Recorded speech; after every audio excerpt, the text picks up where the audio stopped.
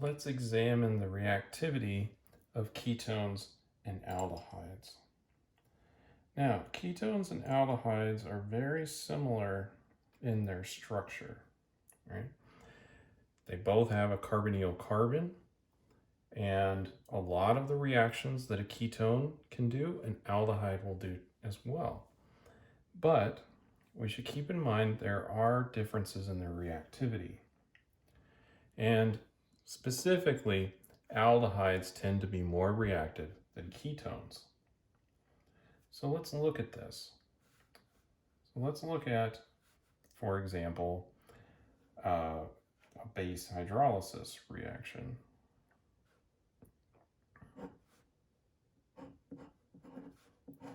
We look at acetone and we add hydroxide to it and water.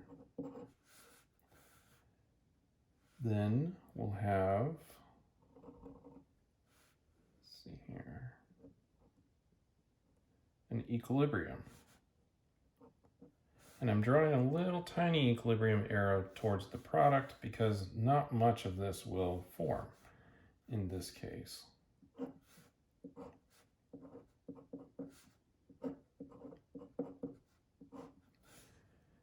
Hydroxide is just not that strong of a nucleophile versus the acetone. So here's some reactivity, and a little bit of this will happen, but not much. Now, if we were to switch that to an aldehyde, we're going to have much more reactivity. So let's look at ethanol now instead. Same conditions. Now in this case, the equilibrium is much more equal. It's close to 50-50%. Not exactly, but it's much closer. This is close to like 1% over here.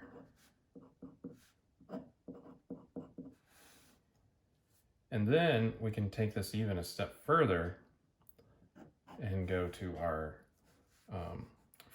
formaldehyde or methanol, but most people will call this formaldehyde. Same thing. Now in this case, we're going to have a very small equilibrium towards the formaldehyde, and most of this is going to convert over into this diol.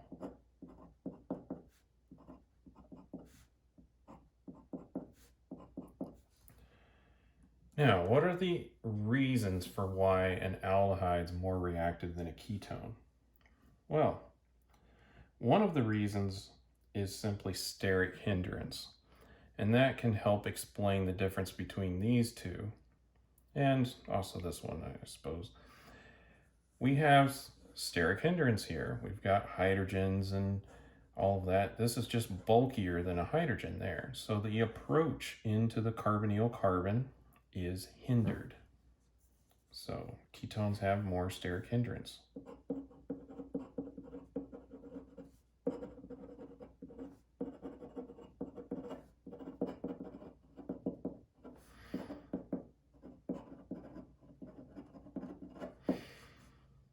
It's just a part of it.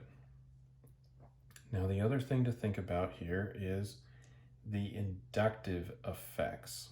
Right? So one of the things to note about carbon-hydrogen groups is they're electron donators. So they'll feed electron density in towards the carbonyl carbon, whereas hydrogens really don't feed as much electron density in. And so when we look at this,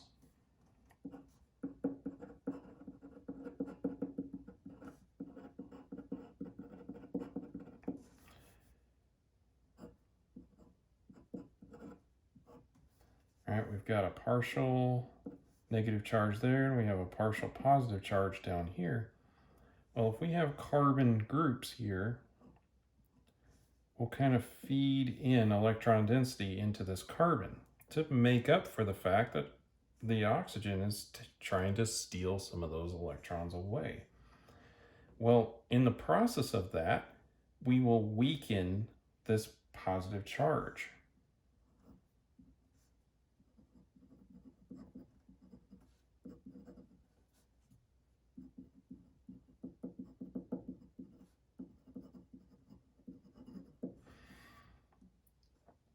Now,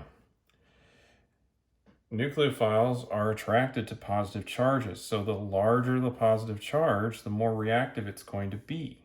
The easier it's going to be for that nucleophile to attach itself there. If we have a weakened positive charge, that will lessen the attack of the nucleophile. Now, there's plenty of nucleophiles that are really strong and they will come in and attack that carbonyl carbon, no problem. But in a race between, who's going to react first, the aldehydes will react much sooner than the ketones will. Now, I suppose you could try to put electron withdrawing groups on here, but any electron withdrawing group that you put on here is going to be larger than a hydrogen, and then you're going to run into the steric hindrance problem. And that will likely be a bigger issue than any gains that you would make on the inductive effects. But we do see both of these effects at play in the ketones. And then in aldehydes, we just have the small hydrogen here. It's easy to get around to, and it's not giving a lot of electron density to the carbon to weaken the partial positive charge. So for those reasons, aldehydes are more reactive.